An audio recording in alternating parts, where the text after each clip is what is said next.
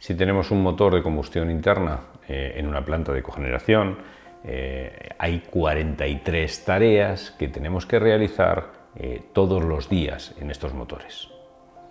Hay que tener en cuenta que la filosofía que Renovitec propone es que no se actúe en estos motores de forma sistemática por horas de funcionamiento, por energía generada, etcétera, tal y como recomiendan los fabricantes de los motores, porque pensamos que es mucho más adecuado irnos a otro tipo de periodicidad, que estará determinada por el estado en el que se encuentra el equipo.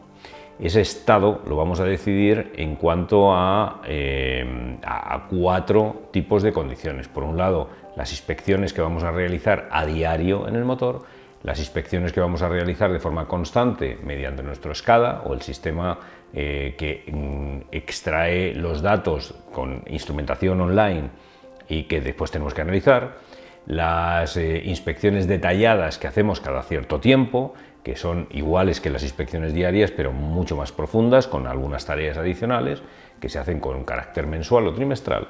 Y por último, las tareas que realizamos con equipos de medición offline, con equipos de medición portátiles que llevamos, medimos y vemos si está funcionando bien. Estas son las inspecciones boroscópicas, análisis de humos de combustión, análisis de vibraciones, termografía, análisis de aceites o análisis de ultrasonidos.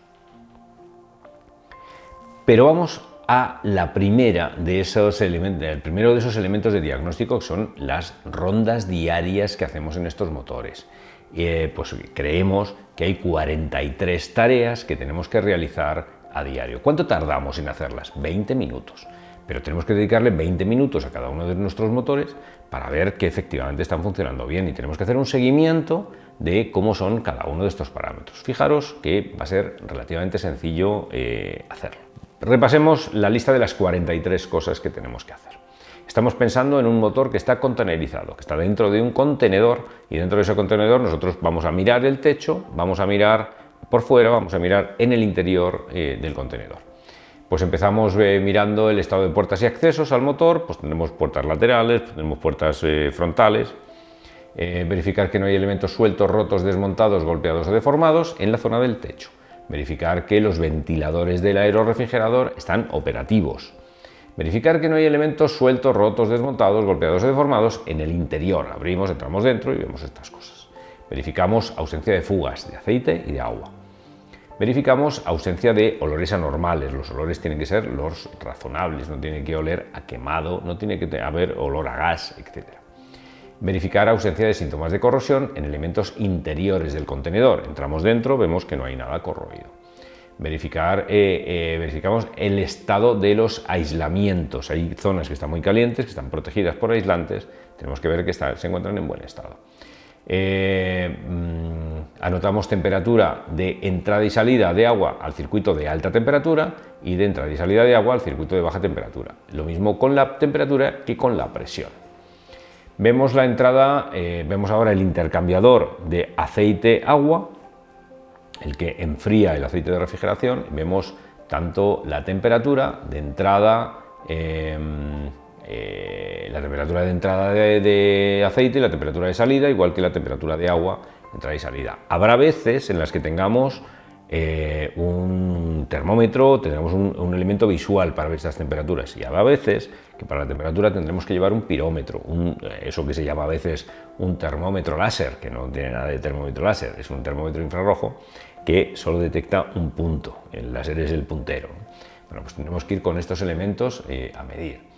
Tendremos también, fijaros que ya vamos por la 19, ya llegamos casi por la mitad. Vamos a ver ahora, verificar el nivel de aceite en el cárter. Comprobamos el color y el aspecto del aceite, a veces está ennegrecido, lo vemos en el visor del nivel. Temperatura del agua al intercambiador de aceite, de entrada y salida. Temperatura del agua de entrada y salida al intercooler primera etapa y al intercooler segunda etapa. Comprobamos la temperatura de los humos de escape antes en el colector, antes de la turbo, por tanto, y después de la turbo. Temperatura de salida del agua del intercooler segunda etapa, temperatura del aire en colector de admisión fuera, y temperatura en el interior del contenedor, lado generador, y en el interior del contenedor, el lado de entrada, porque lo que queremos ver es que la temperatura en todo el contenedor es homogénea, que el sistema de ventilación del contenedor es correcto, porque encontramos muchas veces en las que esas temperaturas no están homogéneamente distribuidas, hace mucho calor en alguna parte. Bueno, pues comprobamos en los dos extremos. Y ahora vemos tomamos nota de la lectura de horas de funcionamiento, del caudal de gas instantáneo en normal metros cúbicos o en SCFH, en pies cúbicos. En condiciones estándar vemos también la temperatura atmosférica y hacemos un cálculo, porque todo esto no somos meros autómatas que tomamos nota de cosas, sino que utilizamos estos datos para llevárnoslo a una hoja de cálculo y comprobamos el rendimiento del motor a diario. Nosotros tenemos un programita, tenemos una hoja Excel, y a partir de esa hoja Excel introducimos los datos y el Excel nos dice cuál es el rendimiento que estamos obteniendo del motor. Pues metemos estos datos y comprobamos ese Excel. Entonces vemos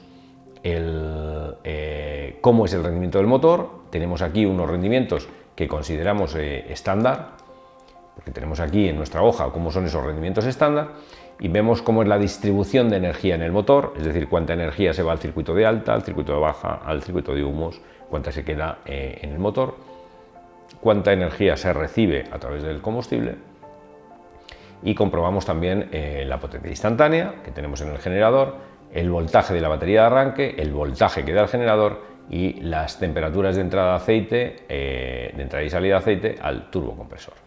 Fijaros que son 43 tareas. Seguramente a alguien se le ocurrirá alguna tarea adicional y en vez de 43 a lo mejor tenemos 48 o 49.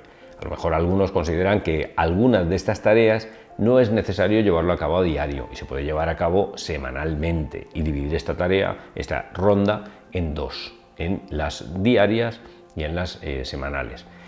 Pero lo importante es que os quedéis con estos tips que son importantes, que son la clave fundamental para que esto de las rondas diarias funcione. Primero, me da igual la marca del motor, esto hay que hacerlo en cualquier motor.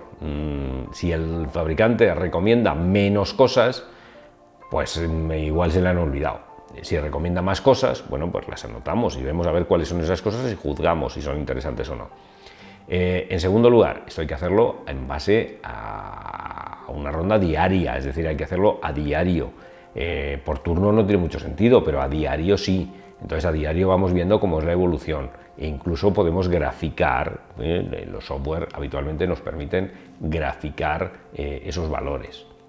Y en tercer lugar, la idea que os tenéis que quedar es con que no solo vale con que tomemos los datos, tenemos que comprobar que cumplen con los rangos que nosotros tenemos como normales y además tenemos que hacer unos pequeños cálculos con ellos. Y esos cálculos, que son el rendimiento y la distribución de energías a cada una de las partes, tiene que coincidir con lo que esperamos de ese motor.